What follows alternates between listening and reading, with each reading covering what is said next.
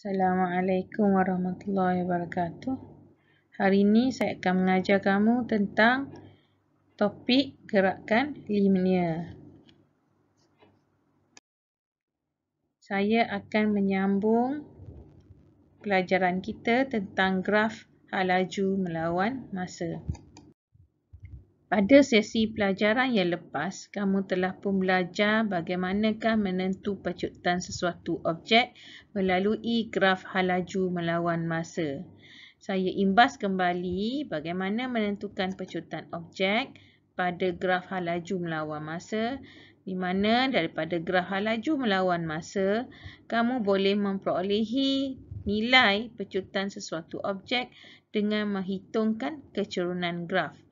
Jadi, seperti biasa menentukan kecerunan graf dengan cara sama ada menggunakan rumus Y2 tolak Y1 per X2 tolak X1 ataupun menghitung perubahan V dibahagikan dengan perubahan T. Perubahan V merupakan perubahan hal laju yang kita ambil daripada poin pertama dengan poin kedua. Manakala perubahan T adalah perubahan masa yang kita ambil daripada masa pertama dengan masa kedua.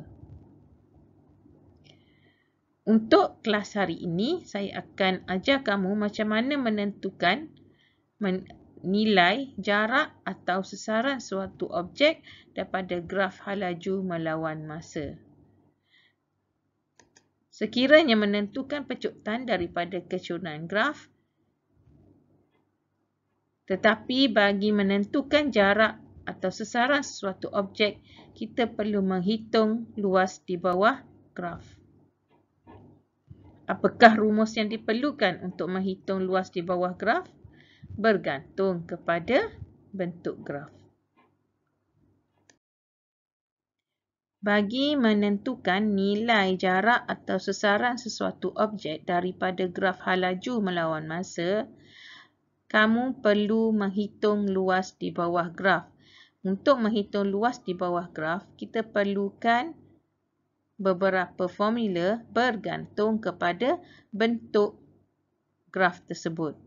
Katakanlah bentuk grafnya adalah lurus, seperti yang pertama ini. Okey. Seperti yang tertera pada rajah yang pertama yang di atas ini. Okey. Jika graf ini lurus, kalau dari segi analisisnya kita dapati bahawa hal laju objek itu bergerak secara seragam. Hal laju objek seragam, maka bentuk grafnya adalah bentuk empat segi. Bagaimana menghitung luas empat segi? Caranya senang, iaitu yang tegak ini kita ambil sebagai simbol V, hal lajunya, dan melintang ini kita ambil sebagai simbol T, iaitu masa. Maka untuk menghitung luas di bawah graf, dia akan jadi V darab dengan T. Okey, tegak darab dengan lebar. Okey, jadi kita akan dapat luas jarak atau sesaran objek itu dengan menghitung luas di bawah graf tadi dengan rumus V darab T. Manakala sekiranya graf itu menegak ke atas, jadi ia akan memberikan bentuk segi tiga. Okay, jika kita mencari luas di bawah graf, maka ia akan memberikan bentuk segi tiga. Jadi untuk menghitung luas di bawah graf yang bentuknya segitiga ini tidak sama seperti bentuk yang empat segi. Di mana untuk menghitung luas segitiga, kamu perlu menggunakan rumus setengah darab dengan V. V ni adalah yang tegak darab dengan T. T adalah yang lebar dia atau mendatar.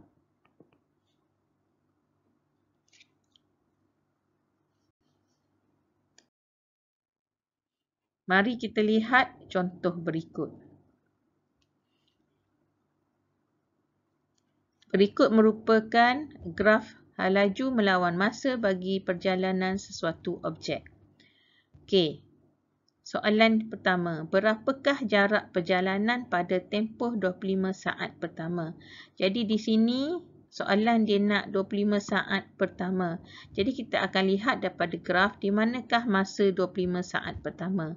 Okey, jadi di sini adalah 25 saat pertama, maka graf yang masanya sehingga 25 saat pertama adalah berbentuk segi 3.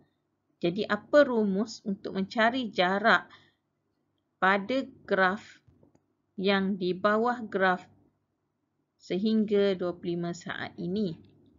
Caranya ialah dengan menghitung luas di bawah graf bentuknya segi 3. Iaitu dengan menggunakan rumus setengah darab tinggi yang ni tinggi 20 cm per saat dan lebar 25 saat. Jadi kita akan dapat jawapannya 250 cm. Okey, macam mana kita nak tahu unit apa yang perlu digunakan? Dia bergantung pada soalan. Okey, di sini graf ini menunjukkan unitnya sentimeter per saat. Jadi, jika jaraknya perlulah dalam sentimeter. Sebab pada tajuk graf ini diberi sentimeter.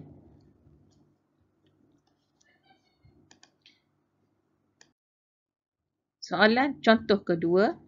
Berapakah jarak perjalanan dalam tempoh 60 saat? Di mana dalam tempoh 60 saat? Okey, dalam tempoh 60 saat, kita tandakan di sini tempoh 60 saat. Maka graf yang kita perlu lorekkan untuk mendapatkan luasnya adalah sehingga bentuk yang macam ni. Okey, jadi sekira bentuk yang macam ni, macam mana pula kita nak menghitung luas di bawah graf untuk menentukan jarak? Okey, caranya ialah kamu boleh pecah-pecahkan bentuk itu kepada beberapa bentuk. Segi 3 dan 4 segi untuk memudahkan pengiraan. Okey, contohnya. Okey, kalau untuk bentuk segi 3 yang orange ini, okey, cara menghitungnya adalah setengah darab tingginya 20. Okey, tinggi 20 dan lebar ialah 25. Ditambahkan dengan bentuk segi 4 yang ni. Segi 4 yang ni. Okey, bentuk segi 4 yang ni. Kita tengok tinggi dia adalah 20. Dan lebarnya, okey, kamu perlu berhati-hati di sini. Lebar kita bukan ambil daripada hujung sini tapi ikut bentuk segi 4 tersebut. Jadi 60 tolak dengan 25, kita akan dapat 35.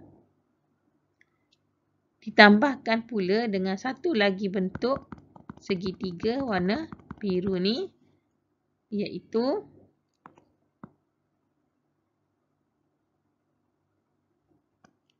okey, saya colourkan bentuk segi 3 warna biru ini. Okey, di mana okey, tingginya, okey, ni pun perlu berhati-hati. Tingginya kamu kena tolakkan 60 dengan 20. Dia akan jadi 40. Darab dengan 10. Nilai 10 adalah yang ni. 60 tolak 50. Okey, sebagai lebarnya dan didarabkan dengan setengah. Okey, bila dicampurkan, digabungkan ke semua jumlah luas ketiga-tiga bentuk tu, kita akan dapat 1150 cm. Sekali lagi, kenapa unit sentimeter? Sebab pada label paksi itu diberi sentimeter.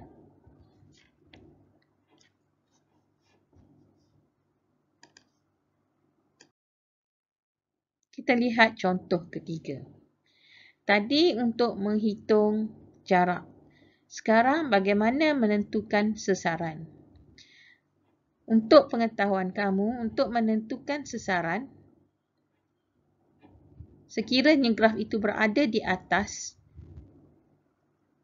sama caranya dengan menentukan jarak. Tetapi sekiranya ada graf di bahagian bawah seperti ini, maka ada cara yang tersendiri di mana kita perlu membuat tolakan disebabkan graf itu negatif. Okey, kita lihat bagaimanakah caranya untuk menentukan sasaran akhir objek. Okey, di sini bentuk yang kita dapati daripada graf adalah tiga segitiga. Segitiga orange, pink dan kuning. Okey, pengiraan untuk menghitungkan luas segitiga adalah dengan menggunakan rumus tengah, darab tapak, darab tinggi. Okey, kita akan lihat macam mana cara yang perlu kita guna. Okey. Seperti mana saya bagi tahu kamu tadi, rumusnya adalah setengah. Okey, jadi setengah darab dengan tapak. Tapak 25. Okey, yang ni 25. Dan darab dengan tinggi. Tingginya adalah 20. Bagi segitiga orange. Manakala untuk luas segitiga pink pula adalah setengah darab dengan tapak 25. 50 tolak 25 akan dapat 25. Darabkan dengan tinggi iaitu 20. Ditambahkan pula dengan segitiga kecil warna kuning ini dengan menggunakan rumus setengah darab dengan tapak. Tapak 55 tolak dengan 50 dan darab dengan negatif 10. Kenapa negatif 10? Disebabkan nilainya adalah di bawah graf.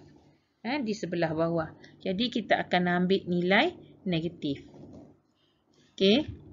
Bila dibuat perhitungan semua sekali, dia akan jadi 250 tambah 250 tolak dengan 25. Okey. Jadi kenapa ada tolak di sini? Sebab sasaran seperti mana yang saya ajar kamu sebelum ini, sasaran mengambil kira tanda positif dan negatif. Jadi jawapan bagi soalan ini adalah 475 cm. Bagaimana sekiranya soalan meminta menghitung jarak? Untuk menghitung jarak, kamu tak perlu letakkan nilai negatif 10 ni bagi graf di bawah. Terus tambahkan ke semua sekali.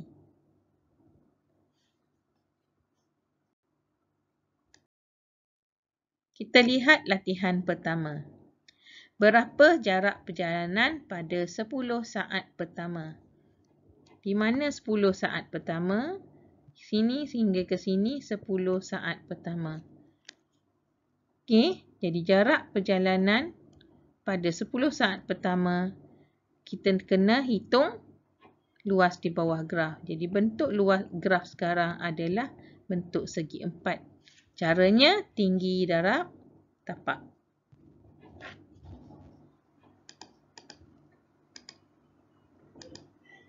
(20) darab dengan 10. 200 meter. Di sini menggunakan unit meter. Kenapa guna unit meter? Sebab pada soalan, pada label graf menggunakan unit meter. Seterusnya, berapakah jarak perjalanan pada 50 saat terakhir? Bukan dalam tempoh, tapi dia kata 50 saat terakhir. Maka mana di mana 50 saat terakhir? Di hujung sini. Okey, maka bentuk grafnya adalah bentuk segitiga. Bagaimana menghitung bentuk graf segitiga? Seperti mana yang saya ajar kamu tadi. Setengah darab tapak darab tinggi. Tapaknya 100 tolak 50. Dia akan jadi 50. Okey, ni tapak dia. Tingginya adalah 60. Maka jawapannya adalah 1500 meter. Berapakah jumlah jarak perjalanan? Jika disebutkan jarak perjalanan, maka kita perlu menghitung luas bagi keseluruhan graf. Jadi, apa yang perlu kamu kira? Kamu kena hitungkan luas segi 4, trapezium dan segi 3. Sekiranya kamu tidak pasti untuk bagaimana untuk menghitung luas trapezium, iaitu yang kedua ini, kamu boleh pecahkan kepada dua bentuk, iaitu bentuk segi 4, 2A dan bentuk segi 3, 2B. Dan kemudian kamu tambahkan kesemua sekali untuk mendapatkan nilai bagi luas di bawah graf. Okey, bentuk segi 4, luasnya yang pertama 20 darab 10. Ditambahkan pula dengan 20 darab 40. Okey, iaitu yang ni adalah untuk luas pertama. Yang ni untuk luas 2A, bentuk segi 4.